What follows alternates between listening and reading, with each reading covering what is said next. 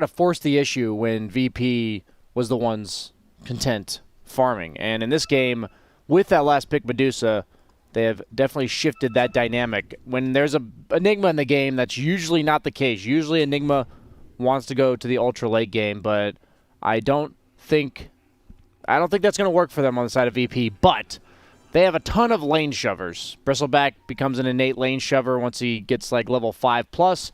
Necro's one of the best lane shovers in the entire game. And what I mean by lane shovers is if that hero exists in that lane, it's going to get pushed. If you put Bristleback 1v1 against any hero in any lane, it's going to get pushed. You put Necrophos against any hero 1v1, it's going to get pushed. So what I'm saying is there's going to be a potential pressure coming out on multiple parts of the map. That Helm of the Dom, Enigma, I'm going to be really looking for like 3 or 4 points of pressure, like one in the jungle pressuring Medusa and then 3 separate lanes at once.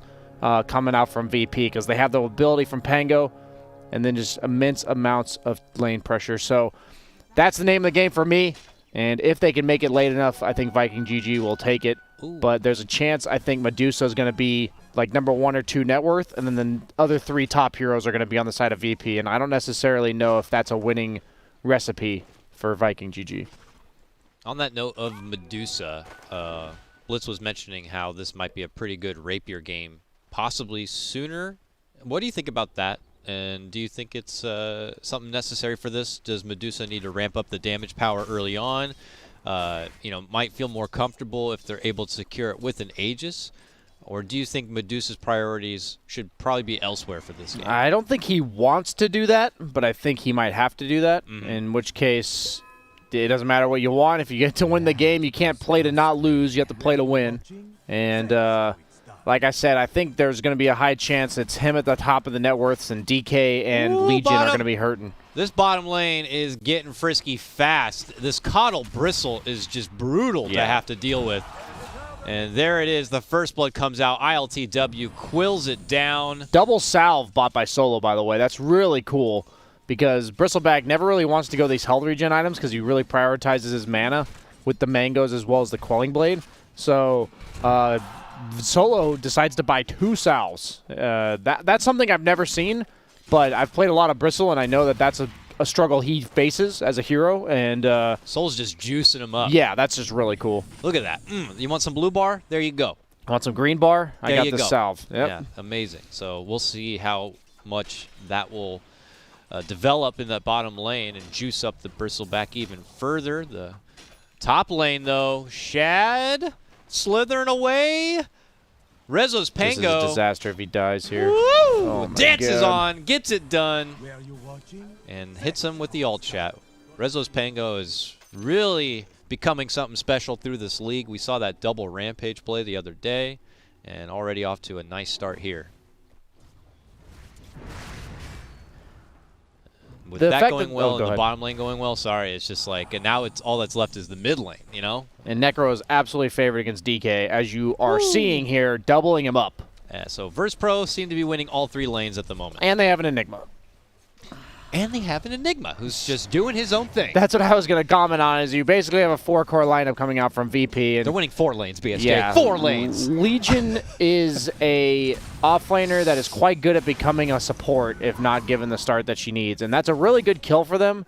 But I'm going to be honest, it really doesn't change that much of the bottom lane. Bristleback's going to come back. He's going to keep pushing W. And it's going to hurt. I was going to say, I wonder if there's any value in not getting Illuminate and just getting Blinding Light. I mean, it's nice to blast stuff back, but maybe Blinding Light could bump them back and keep them away. Now he's in a bit of trouble bottom. Don't block Coddle from making it out. ILTW runs through, and that's going to force them back. Either way, as you mentioned, not the worst thing ever for the Bristle to go down. He gets right back into action.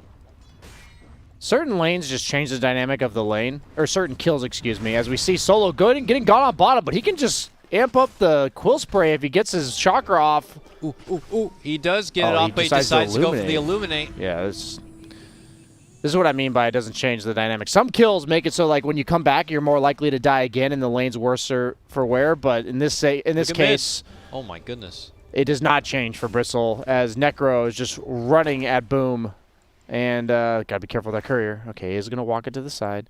Effectively zoning the DK, though. One of the few heroes that possesses the tools to harass a DK significantly enough to bully him out of lane through that passive regen. Even going for that extra efficiency on Necro, he's pulling it into the medium camp. Coddle goes down. Once again, though, Bristleback already higher than both of these heroes in level. And those level 2 quill sprays are going to start hurting. And I'm not trying to be too gloomy for Viking, but this is the recipe that VP was going for with all of these just walk-at-you heroes. That's all they have. They don't have any stuns, really, other than the Pango. And obviously the big ultimates eventually. But in the laning stage, they're just going to walk at you. And that's what's being done so far. Pangolier is level 5, while Medusa is level 3. Top of the CS charts, all 3 belong to VP. One of those is a 4 position.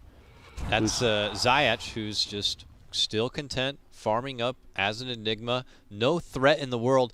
You know what? It's weird. It's like, if you can pull it off, jungling, you know, when we talk about before the 4 positions, they can't really roam around in this meta. They got to be by the offlaner, especially if you don't have an offlaner who can support themselves. That is so this guy can just do whatever he wants in the jungle. That is the weakness of picking Medusa safe lane. You just don't do anything. And I think, in theory, in game, the Medusa pick was nice, but because you have a Medusa Chin, what is Rezo actually scared of? And if he's not scared, he's just going to do this. He's just going to run at you.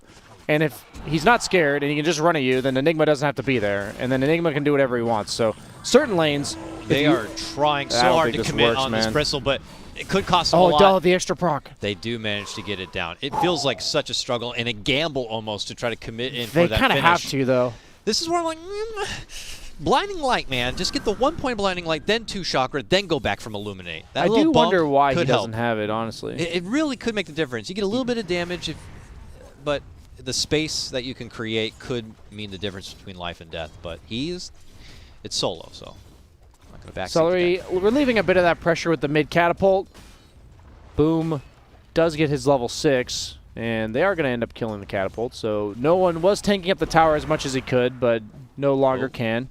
Now Dragon Form going to come out. Boom. That's not going to result in anything, though, other than just some farm. I don't know if he is trying to just get some poking damage on the tower. I mean, there's help around. There's a Snapfire behind him, a Chen to the side who has a little ghost. He is yoked up on no one, though. He's got Get him with that frost double attack. null. Go, Ghost. Is this going to work? The cookie. They need more. Oh, Rezo showed up, and he is swole. And they quickly knock down 2. No one will live on. And this has got to feel real bad for Viking GG. That is their first proper rotation, and it looks like everybody who was involved is going to pay the price for it. I'll get your courier, though. No, you will not, sir. Rezo takes the double. Where are you watching? Oof. This is looking fantastic for VP at the start. Back on action, Viking bottom lane, though, BSJ, as they get the cookie jump forward, and this time... Who's going on who exactly? Yeah, I don't think you want to commit too much for that. I actually think it's really bad ILTW didn't take his Nasal Goo instead of his second point in Bristleback. As we see a black hole top onto the Medusa. First of the game. First time Enigma's really showing himself in the game, and they take out, you know... Oh my god, this quadruple stack in the small camp bottom. Oh, yeah. Oh my goodness. That's the dream. That's what Kyle's been farming on the side. I mean, the one nice thing with the early point Illuminate, you could stack camp super easy with it, I think that's why he did it. Yeah. That's true. That's true.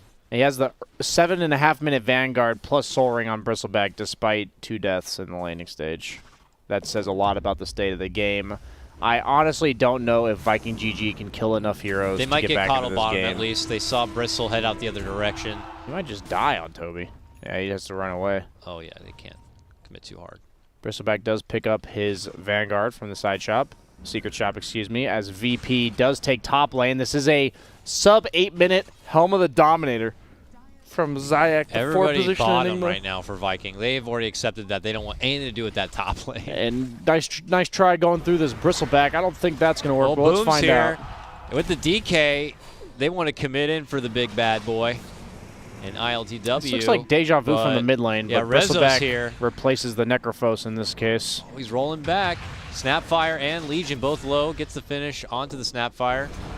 DK still trying to slowly fly away. It's a level 6 DK. Solo body blocking him. Where do you think you're going, big boy? That's a mid laner, by the way. Yeah. Yeah. And, Yeah. See you later. No one sends him to the Shadow Realm. The positive is, based on his respawn time, you would think he's higher level than 6, but that's just from the Necrophos ulti, Dakota. And out for 30 seconds. Medusa's migrated to the mid lane. Top is totally free. Right now, Zayach is farming it up. This is what I like to say is the ass beating from outer space, BSJ. Early on from VP. I couldn't have worded it better myself. What? This is what I said in the draft. They're just going to run at you in 4 different places. 1 jungle, 2 or all 3 lanes. You see mid lane pushed in by Necro, bottom lane pushed in by Pangolier. Bristleback's actually chilling in the jungle. And Nigma's pushing top. And they just way out farm you. I don't you even are not know. content farming like this. Yeah, I don't even know what they're holding out for. I mean, they've already tried to make the DK work with a rotation, with his dragon form. You know, Legion Commander's already getting beat down pretty hard. It's not like she's got a big item in queue to level really 3 change Chen. things out. Ugh. You know, Chen's getting gobbled up. He's free kibble for Rezo's Pango right now. Top, Shad's getting bullied away from this 4 position Enigma. They are 4-man gank, 3-man ganking him. Zayach, who had been trying oh my god, a Centaur Stomp. Oh, no, my no, goodness, no, this man is not going to get away with this. Is he? He is going to get away with it. He can't get anything. Blade Mill on Necro. Very value into item. We've been seeing a lot of these cores build. Just that 38 damage for 2,000 gold, plus some armor. Cancel, and the cancel. active. Oh. Medusa See is you later, able to Armus. make it out just in time, but Snapfire not going to be as fortunate. And now Rezo on a monster kill streak. I mean, I guess the nice thing for Viking is if they can get some kills, they'll get a good bounty for some of them. Look at the disrespect here from Rezo. Now he's just going right to Chen inside his own base. He's 8-0 on this Pango already. I think the problem with this draft was that when you see an opening from both, like anytime teams go for this like dual combo opening, there's always strengths and there's always weaknesses. Coddle and Bristleback, what that says to me is the opponent's going to shove our lanes real hard. And you pick Legion, who doesn't shove lanes very well, and you pick DK, who doesn't shove lanes very well, and then they just pick Necrophos, and now you have all your lanes always shoved in. Yeah. Heroes just walking at your face, and Coddle ulti is deployed. Yeah, Boom trying to run out, but back to the Shadow Realm you go, sir. Oof. He'll be out 40 seconds. Here's the our duel first on the Legion Pango. duel. The blinding light. Sorry, you're not going to be hitting anything Black there. hole. Okay, he's not going to use Not it. even necessary. Put that black hole in your back pocket and save it for a rainy day. The level of Ghost Shroud for the slow, the 6%. Blessed. He almost got him with that 6% slow. Medusa's like, stop that. So with a couple of arrows. Rezo is just popping off in front of their base right now. And ILTW's in absolute chill mode bottom.